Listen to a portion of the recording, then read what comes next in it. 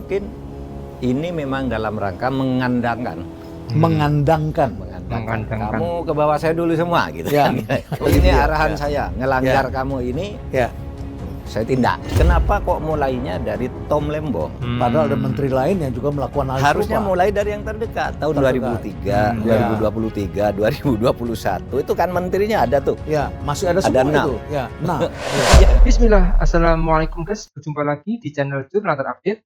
Oke guys, jadi mungkin ini menjadi sebuah pertanyaan besar bagi kebanyakan semua orang. Mengapa pemberantasan korupsi dimulai dari penangkapan Tom Lembong? Jadi tak perlu berlama-lama, temukan jawabannya di podcast bersama Prof. Mahfud MD ini guys.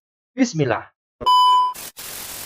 Banyak orang menilai, lah ini mau memberantas korupsi kok ada menteri-menteri bermasalah masuk ke situ. Bermasalah secara publik ya, dan kita tahu artinya ini tidak usah didiskusikan, memang iya bermasalah. walaupun juga ada menteri bagus-bagus seperti Sri Mulyani, Budi Sadikin dan beberapa orang bagus-bagus. Bagus, di sana, Sri Mulyani, Budi Sadikin, Tito saya kira oke, Tito Karnavian oke, Nasaruddin Umar, banyak yang bagus. Banyak yang bagus ya, tapi ada juga yang menimbulkan pertanyaan publik ya.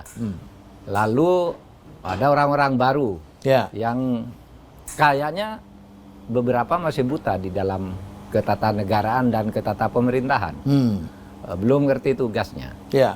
Sehingga orang mengatakan, Pak Prabowo ini mau memperbaiki sesuai dengan pidatonya apa enggak? Kalau saya tetap optimis, itu bagian dari strategi. Bagian dari strategi. Pertama, untuk menunjukkan akomodatifnya terhadap berbagai kelompok. Sehingga menjadi menteri sekarang tidak seram lagi ya, tidak sakral lagi. Jadi menteri cuma kayak gitu. Untuk apa kan gitu ya? Sehingga tidak sakral lagi. Kalau dulu kan jumlah menteri sedikit, orangnya juga mantan birokrat senior ya, atau jenderal ternama. Ini orang yang bukan jenderal pun juga bisa. Sehingga kalau begitu ini desakralisasi juga. Desakralisasi. Menteri itu ya biasa-biasa aja, enggak usah dianu-anukan. Yang kedua, mungkin ini memang dalam rangka mengandangkan. Kamu ke bawah saya dulu semua gitu. Ke bawah saya semua. Di bawah kendali ini arahan saya, ngelanggar kamu ini. Saya tindak, kira-kira begitu. Kalau dari itunya, tapi ya kita tidak tahu karena ini politik ya. Karena kepandaian Pak Prabowo itu ada dua kemungkinannya. Satu, karena dia pandai lalu mengatur strategi mungkin antara lain seperti saya katakan tadi. Lalu yang kedua, memang mau mempolitisasi masalah. Karena saya sudah presiden, peduli apa dengan apa, sudahlah saya gini-gini aja, mau kritik dan sebagainya mungkin. Tapi saya lebih percaya pada integritas pribadinya sejauh yang saya kenal. Orang itu bersungguh-sungguh dan lugu. Kalau berpolitik tuh ya lebih jujur gitu ya, tidak terlalu tricky gitu. Tidak terlalu tricky. Dan Pak Mahfud tidak memberikan komentar di Twitter tentang Tom Lembong. Tom Lembong, saya belum memberikan komentar. Belum, berarti akan memberikan. Saya akan memberikan komentar dan saya bisa juga komentar dari sekarang. Tom Lembong itu kasusnya bisa benar, tetapi membingungkan. Membingungkan lagi. Bisa benar kenapa? Karena apa yang expose, yang diumumkan ke publik oleh Kejaksaan Agung itu memang memenuhi syarat korupsi. Memenuhi syarat menurut undang-undang. Secara legal formal. Karena apa? Legal formal korupsi itu artinya memperkaya diri sendiri atau orang lain.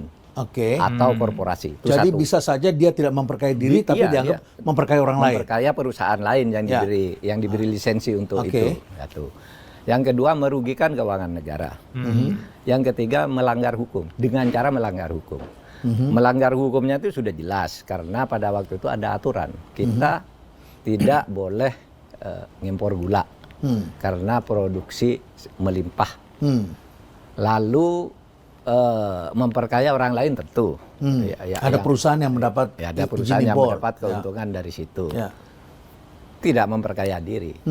Gitu. Tapi merugikan keuangan negara sudah dihitung kan oleh kejaksaan. Kalau tidak karena ada ini maka negara rugi sekian itu sudah dihitung juga. Jadi memenuhi syarat untuk ditersangkakan korupsi, jangan pula dipolitisir. Tetapi membingungkan dan harus dipandang juga dari sudut politis. Kenapa kok mulainya dari Tom Lembong? Padahal ada menteri lain yang juga melakukan hal harusnya serupa. mulai dari yang terdekat. Tahun 2003, 2023, 2021 itu kan menterinya ada tuh. Ya, masih ada unsur politisnya. Iya kan? Iya, dan melakukan hal yang sama. Bahkan lebih besar. Lebih importnya. besar. Ya. Nah, Tom Lembong dari sudut yuridis formal, legal formal ini. Tapi kenapa yang ini dibiarin? Iya toh Pak. Nah itu terus jadi pertanyaan, menjadi isu politik. Ya. Tapi kita lihat aja perkembangannya. Iya. Kasihan juga kan Tom Lembong. Dia nggak dapat apa-apa karena dia kan ukurannya bukan birokrasi ya, bukan birokrasi perundang-undangan, dia kan di swasta. Selama ini ingin cepat kan, kalau swasta cepat, efisien gitu. Tapi pihak yang ditangkap dan melakukan impor itu adalah PT PPI dan itu adalah BUMN. Kalau itu BUMN, berarti itu boleh. Cuma kebolehannya begini. Harus BUMN dan dalam keadaan kita butuh gula. Nah, pada saat itu kan katanya melimpah.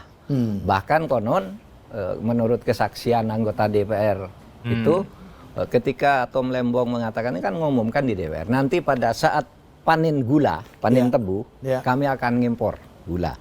Dan harganya kan yang lokal 13, lalu yang impor ini dijual 16. Sehingga yang ini masyarakat rugi gitu. Ini penjelasan anggota DPR yang pada tahun 2014 tuh rekamannya dikeluarkan lagi sekarang bahwa dia bicara begitu saat itu. Tom Lembong itu. Petani dirugikan. Petani dirugikan. Nah, ini bisnis gula memang manis sekali dan gulanya manis. Ya, dan banyak membuat dunia pangan kita carut marut karena hal-hal seperti ini. Oke guys, jadi mudah-mudahan apa yang disampaikan oleh Prof. Mahfud MD dengar oleh Bapak Presiden Prabowo bahwa ini adalah benar-benar strategi untuk memetakan mana orang yang jujur, berintegritas, nasionalis, dan mau bekerja untuk Indonesia. Setelah diketahui akan segera dipinggirkan. Bisa jadi kasus Tom Lembong ini dibuat untuk tes ombak oleh Presiden untuk pilih-pilih ke depannya siapa yang benar-benar setia pada negara dan rakyat. Tunggu saja sampai evaluasi 6 bulan siapa yang bakal direshuffle dari kabinet sesuai janjinya. Kita tunggu permainan cantik dari Pak Prabowo ini. Intinya kita doakan Presiden untuk mengantarkan Republik ini menuju kedamaian dan kesejahteraan. Amin. Jadi mungkin itu yang bisa saya jelaskan untuk video kali ini. Bagaimana menurut kalian soal video ini?